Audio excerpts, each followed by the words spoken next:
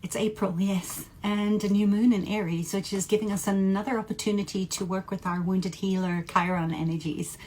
And I think regardless of the month or the season that we're in, we are in a constant cycle of death and rebirth and disintegration and reintegration, and life is so full of contrasts and duality. You know, we're experiencing grief and joy every single day, and a myriad of emotions in between. And I think the whole of humanity is just going through an incredible acceleration of their spiritual awakening, which is, after all about seeing the dark and the light forces in operation, and to acknowledge that the mirror is cracking.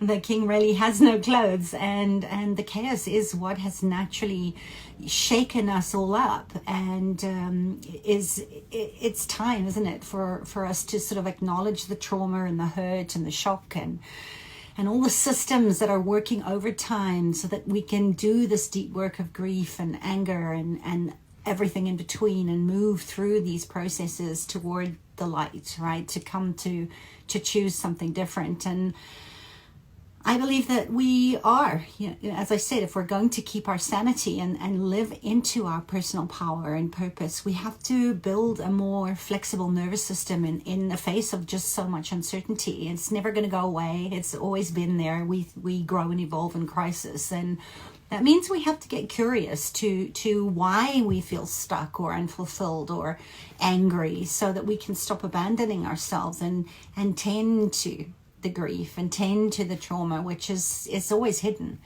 And then the tools that we have become more effective. And this is a good time right now to make the connection of who you are now and who you're becoming, who you want to be, by finding out what happened to you and where you came from. And it doesn't mean that you have to relive the trauma, but without the trauma and the grief work, none of the other tools or modalities or self-development work works. And you just end up being stuck because your nervous system doesn't feel safe to move forward. And I certainly spent years before I realized that, and why I do trauma-informed and trained work. Because when you have your nervous system on board, then you can, when you do get re-triggered, you can self-regulate instead of running away from the pain until your body says no. And then we can healthily co-regulate. And I know this process isn't easy. The first impulse is always to sort of shut down or run away from pain.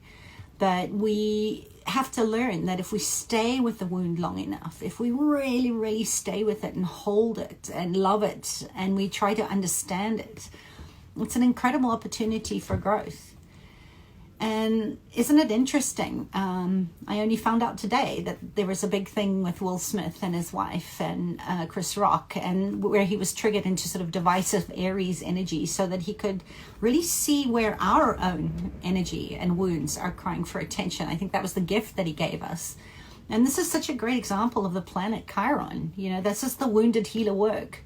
Chiron stirs up these feelings of abandonment and rejection and shame and inadequacy and just feeling off and unfit and irrelevant. So be really aware of that this month, and get support where you can. And when we have a Chiron transit, you may feel like there's something fundamentally wrong with you. And I know I kind of feel like that often, but just trust there is nothing wrong with you. It's just your trauma and your protective patterns from your childhood that are coming up and playing out. So if you're painfully aware that something is not quite right, please don't feel guilty for having those feelings, for feeling so powerless or sensitive or vulnerable or whatever you're labeling it at. Just know your child parts are screaming for your attention, and they will be at it a lot more this month, so that we can move towards more grieving and feeling and healing.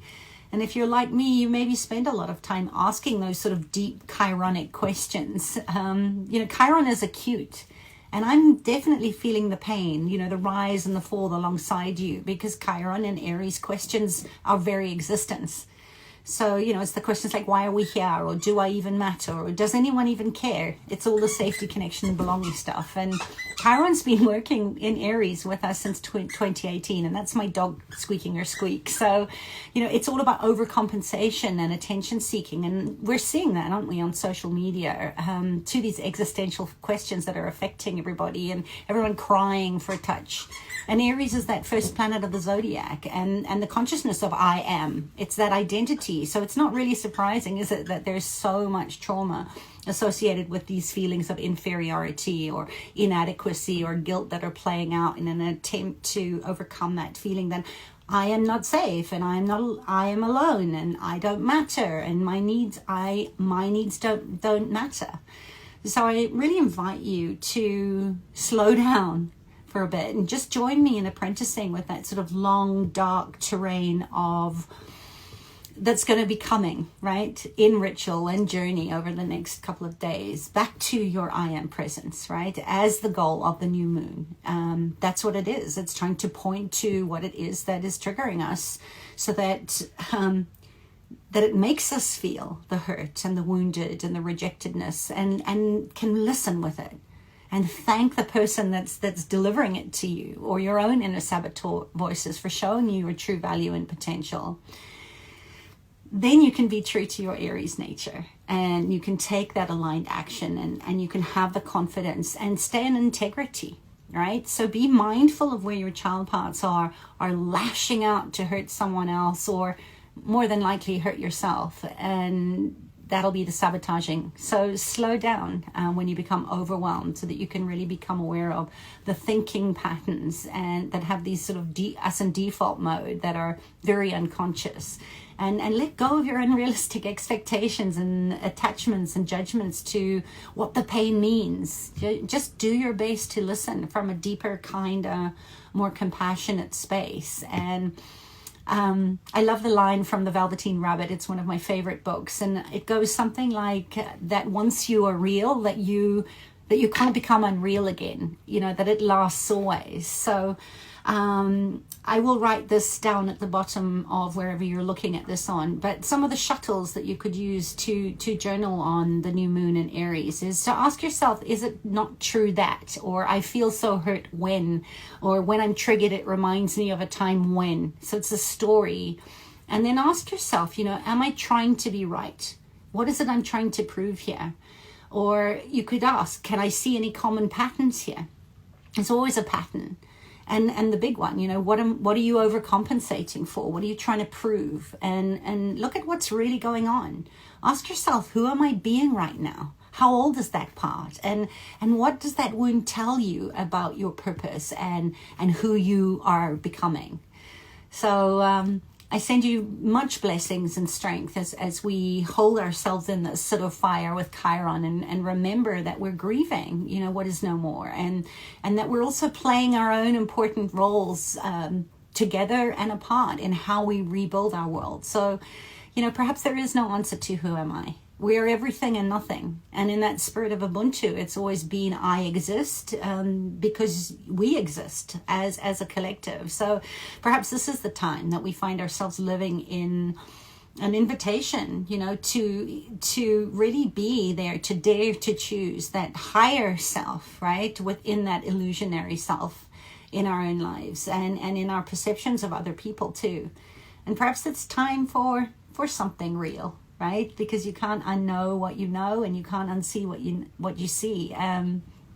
That Velveteen Rabbit is really smart, and I think she said, real isn't how you're made. I think the Skin Horse said that it's a thing that happens to you. And Rabbit asks, does it hurt? And the horse said, sometimes, because he was always truthful and real. And he said that when you're real, you don't mind being hurt.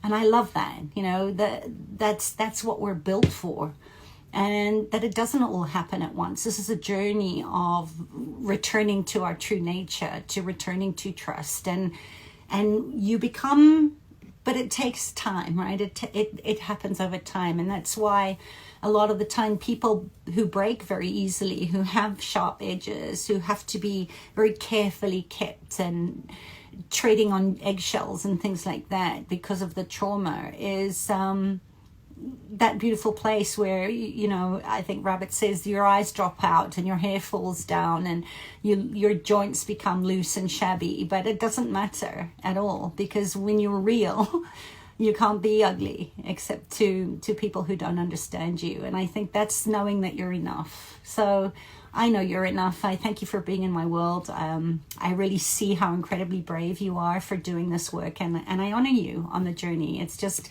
such a privilege to be walking beside you. So have a beautiful April.